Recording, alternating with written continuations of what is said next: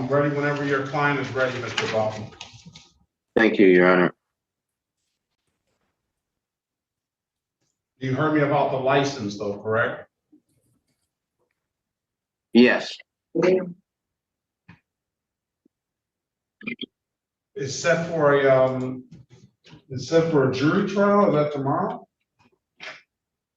Yes, Your Honor, the prosecutor has stipulated to dismiss all cases. So the dismissal for the driver's license would have to be for best interest of justice. Well, I know some, I don't Make know that if it's clear. the best interest. I don't know if it's the best interest of justice. I don't know if that's the case. Okay. No. What about prosecutorial discretion? No, it's not about that. It's not about that. It's about, what it's really about is this essentially what I consider sovereign citizen stuff. You know, everybody else is taking deals for the same instance, and these sovereign citizens come in here and with no basis in the court's eyes, and they get to go off scot-free. So You are correct, Judge. Don't let it happen. I had a lengthy discussion with my client about that, and I was not able to, and I made effort to pull up some points, some authorities that I could bring to bear with respect to the issue of jurisdiction, and it just was not cognizable to me. After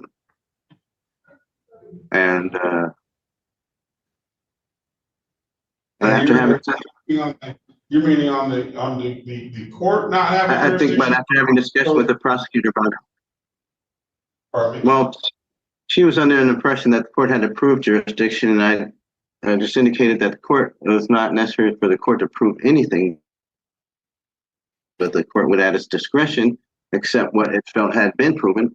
And the most relevant thing I think with respect to that is that my client has previously had a Michigan driver's Judge, we didn't go back license. on the I'm record. sorry to know that that's. No, we're just talking off the record. We're breaking up a little bit. Yeah, I'm glad to have this discussion off the record too, Judge. So, I really don't have a Yeah, you'd really hate for anybody to hear this. argument as to jurisdiction. I don't think my client was very helpful with respect to that, and she needs to have a revisit to that type of material, I don't know if that's because gonna do it's quite clear to me that there is. any of the other ones any good, because they're open on, and I'm just gonna start treating those cases a little bit differently now. I understand completely your frustration. There's gotta be some fairness in it, and Yeah. I don't see any fairness in that. Well, we all need to be accountable for our behaviors. Ms. Graves, are you there? Can we get started? Yes, I'm here.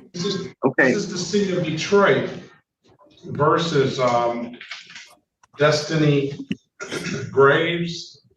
Case number is SP 1069059, counts 1 and counts 2. SP 172-47881, SP 172-4805, counts 1, 2, and 3. SP 172-48361, appearance for the record, please. Good morning, Harry Bachman, P55052, on behalf of the defendant. Would you, ma'am, state your name for the record? Yes, my name is Destiny Raven Graves. That's capital D, lowercase ESTINEY dash capital R, lowercase AIVYN, colon, capital G, lowercase RAVES. Judge, this is matter set for final pretrial. We have this for a jury trial tomorrow. Having discussed this with the prosecutor, is the agreement of the parties that the instant case would be dismissed. Now, my client has valid registration and insurance, Your Honor, so we would ask that those matters be dismissed for compliance. The remaining issues, as the court noted, is that the defendant does not have a valid driver's license, and I would ask the court to dismiss that case on the basis of prosecutorial discretion. The defendant understands that would be all of these dismissals today are based on technicalities and are without prejudice, and therefore it is the discretion of the prosecutor whether or not they wish to recharge these counts at any time in the future. And it's the court's discretion on whether the court wants to accept that as a that offer that the prosecutor has extended. And as I was talking off the record, the court doesn't see really any fairness in these sovereign citizens being able to come in and proclaim that. With the court has seen no basis for it at all whatsoever.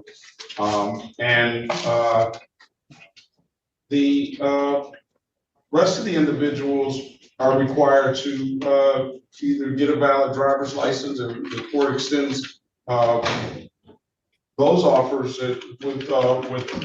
or accepts those offers when individuals come and rectify the situation after the fact, which the court doesn't have to do, but does that routinely when people go and drive and get a valid license. So I'm not going to accept the plea of the city attorney, city attorney's office in the because essentially, I don't know, because they don't want to fight the matter or something. It's going to have to go, because I don't think it's fair to the rest of the citizens that come in here, and if they don't have a valid license or can't get a valid license, to resolve their matter with some sort of deal, but have Ms. Graves and the rest of the sovereign citizen nation come in here and they get their cases dismissed just because I don't know the reason in particular, but what I would surmise is that they just don't want to deal with it. So I'm not going to accept all. We can Understood, Your Honor. May I make a clarification that actually the defendant made to me with respect to the sovereign citizen aspect of this argument? My understanding is that this is not that this individual is arguing that. Well, why don't you give some clarification, Ms. Graves, to the arguments you're making, that this court doesn't have jurisdiction or has to prove jurisdiction, that jurisdiction is not present because you're present in the jurisdiction. Can you tell us why you're not subject to the laws of the city of Detroit when you are a driver in the city of Detroit? First of all, I thank you for this opportunity to speak.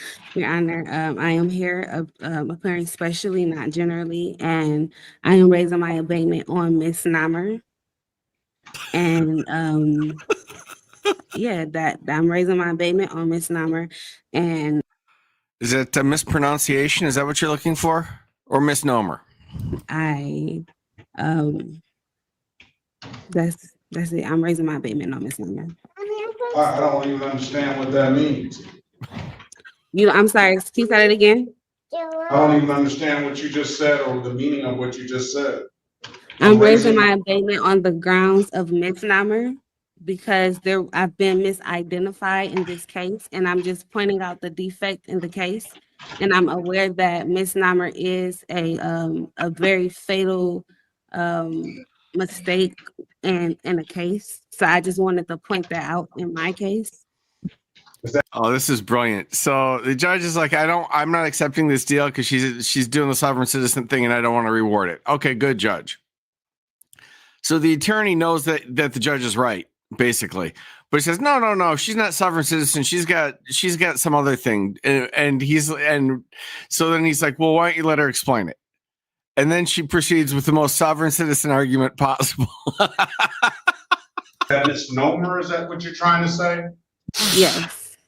All right. So so obviously,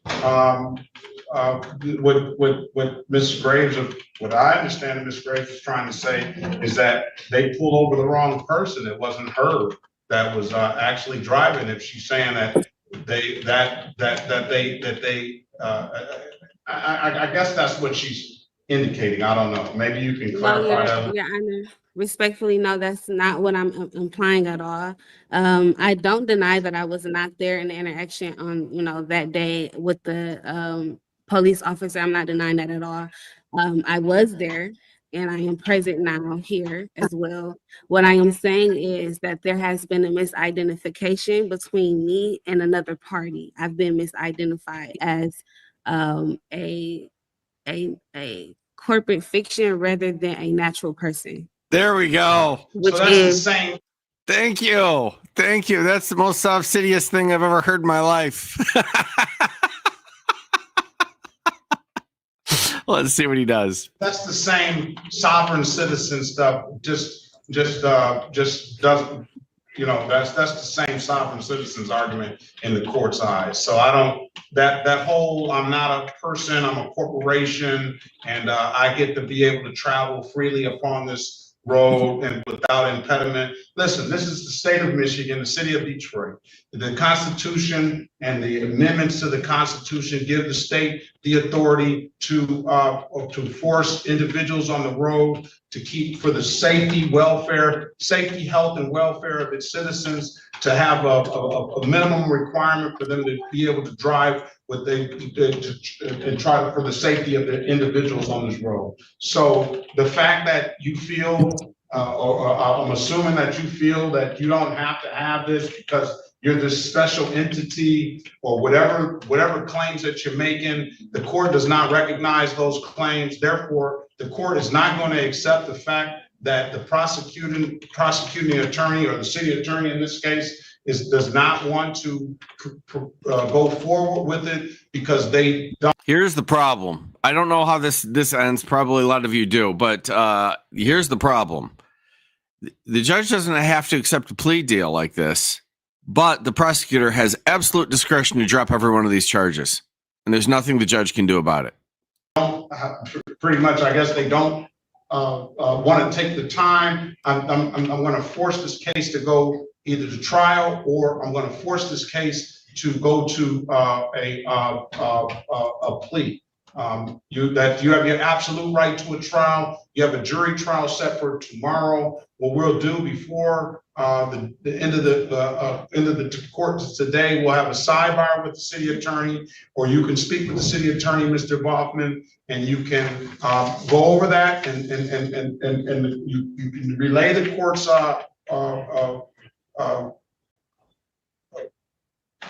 apprehension to take this deal to the city attorney and see when they want to move forward. Okay, and you can set.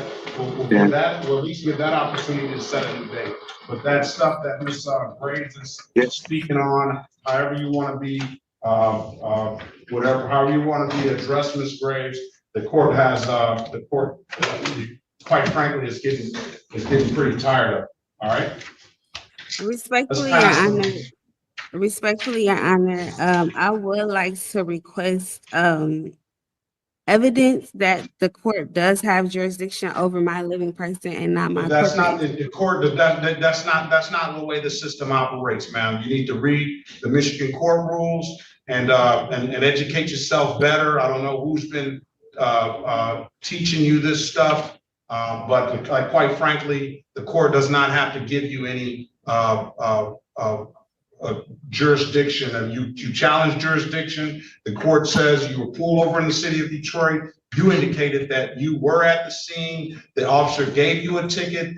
That is notice for you to come to court. You set a court date, and therefore you're here now. So other than jurisdiction being that you weren't in the city of Detroit when this offense occurred or these allegations occurred, then the court will hear an argument about that. But as far as anything else other than that, whatever you're speaking on, the court is not going to even entertain that. All right.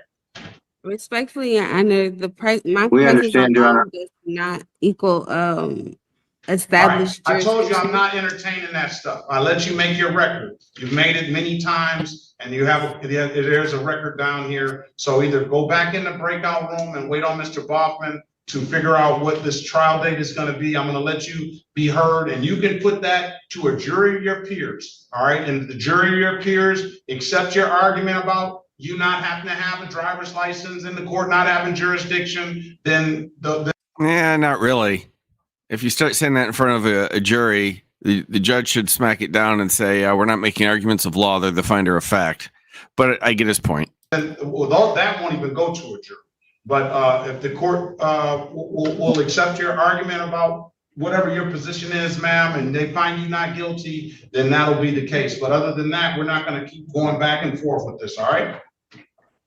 Okay, respectfully, Your Honor, I would like to say I will not wait. No more. Pass the matter. Rejoin the I just want to breakout. make sure that I'm not. No more. Pass the matter.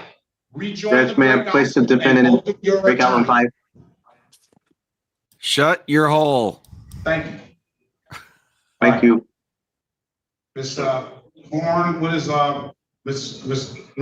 Baughman and his client gonna do? Mr. Baughman? All right, let's go back on the record with Ms. Graves. Mr. Baughman, what does your client want to do? So, Judge, this matter is set today for final pretrial. I do respect and honor the court's decision with respect to our motion for with regard to jurisdiction, and we do have an intention to proceed with the finding of fact as scheduled.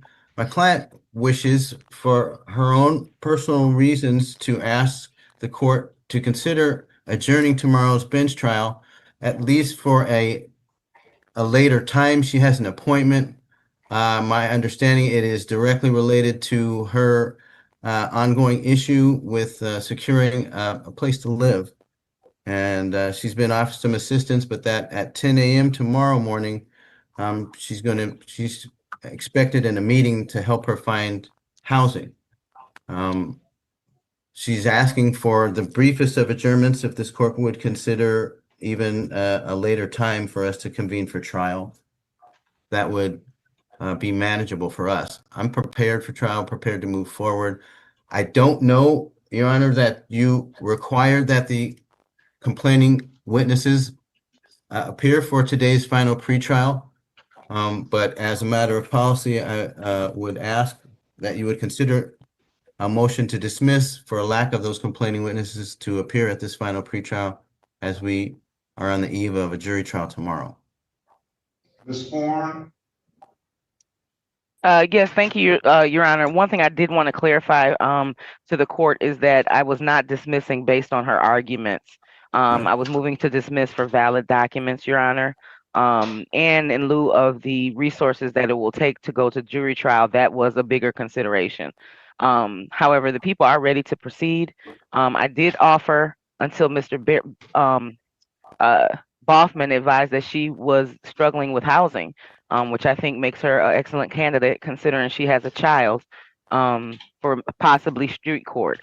So I'm open to whatever's in the interest of justice, Your Honor. May I make a record?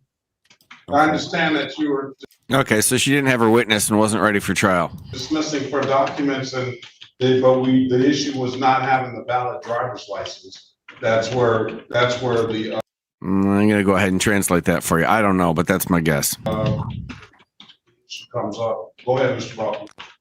So I spoke at length with my client yesterday about, or day before yesterday, about street court and street justice and about how that would comport to some of her needs. She is currently in a shelter. She has a young son. I think he's 2.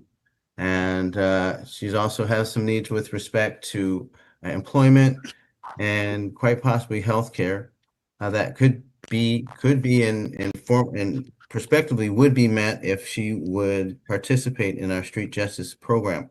I did mistakenly tell her that it might be a year commitment. I want to make sure that I correct that, because Ms. Horn says this is a 90-day turnaround, that the cases and the instant cases would eventually be dismissed once we get Ms. Graves the help that she needs with respect to what we've placed on the record, as well as with respect to getting her driver's license back on track. Then she would be in compliance, Your Honor. I don't know why she doesn't want to accept that.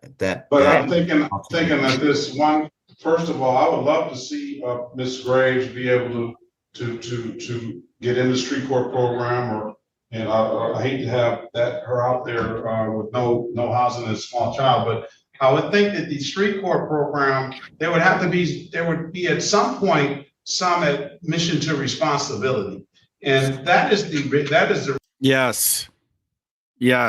This whole thing is disgusting.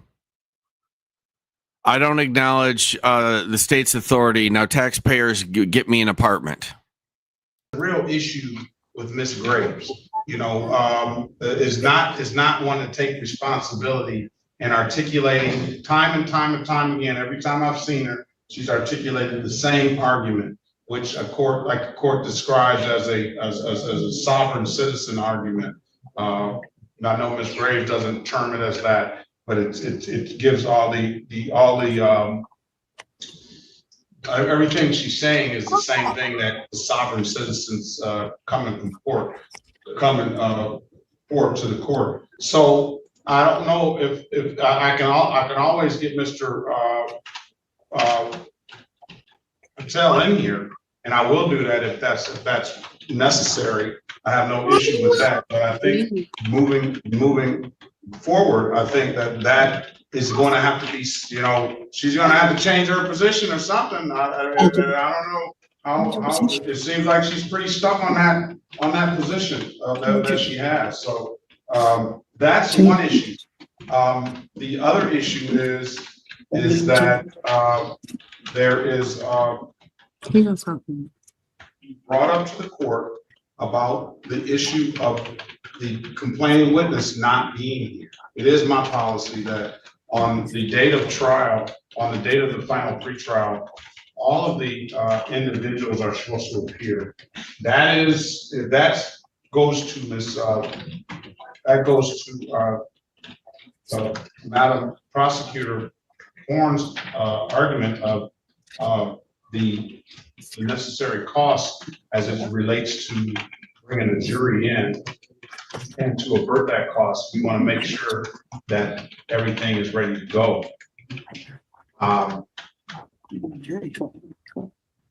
Auguste was not here today.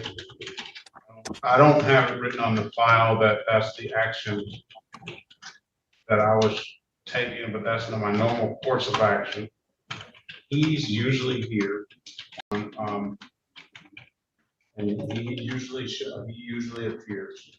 So he's probably on all the cases. So you except for say to find out tomorrow. misdemeanor cases. Miss Wright, particularly Wright, is not here. So yeah, I didn't mark that on the file. It's just gonna either go. What time will you be at the dealing with the housing issue? What time will you be done with that, do you think, Ms. Graves? I'm not sure, but here's my case manager. She knows more. Right. Could you place your name on the record and who you are? My name is Kim Carter. I'm her case manager here at the Fox shelter. She's in a homeless shelter. We have her housing scheduled tomorrow between, I believe it's between 8 and I want to say 10, but it may not end till like 11 or 11:30. It's for her to secure permanent housing to leave and able to leave the shelter. All right, and good morning to you, ma'am. And what are the chances? Oh, here's Wendowski here now. What are the chances that is that what you called him in, Ms. Warren? I'm sorry. Yes, Your Honor, I did call him in. I was not aware that he was supposed to be here, especially this cold case is first impression to me. But I did want him to be here to hear and see what we're going to decide or what Your Honor is going to do today. Okay, all right. And Madam Case Manager, is this a hearing that this Graves can is likely to be granted some permanent housing tomorrow?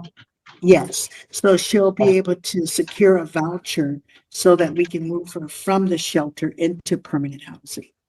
Exactly. Okay, great. That's good news. So from what my understanding, Mr. Baughman, Mr. Patel is not necessary because that process is going through by the good people over there at the shelter. So that's congratulations on that. I'm glad to hear that. So we'll talk about moving this matter. We'll cancel the jury trial tomorrow.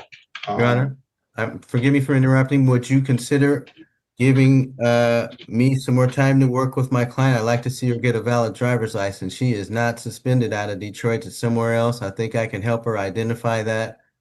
And I think we can bring her back with a valid driver's license. That should please us all, most especially the defendant and the city of Detroit. Well, I'd absolutely like that. I would like, thank you, Madam Counselor over at the shelter. You're welcome. Madam, what's your name? I forgot it too. That was awkward and fun. I would like that. I would like that as well. But as I just say, from everything I've heard from Ms. Gray, that's not her intention. It doesn't seem as though it's her intentions. Are you willing to do the necessary steps to get a Good job, Judge. Exactly. Yes, I'm all for it, except that doesn't seem what she wants to do. valid driver's license now? Of course, Your Honor. Okay, all right.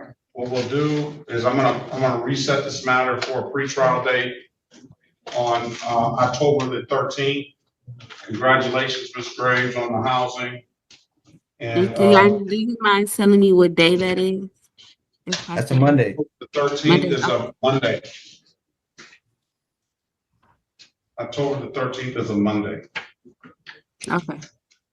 All right, so at 8:30, Mr. Baughman, I appreciate you working with Ms. Graves. I'm glad that you seem to have gotten her attention, and I hope things work out. Thank God you got, you're gonna get that voucher, ma'am, and you're gonna get yourself situated on housing.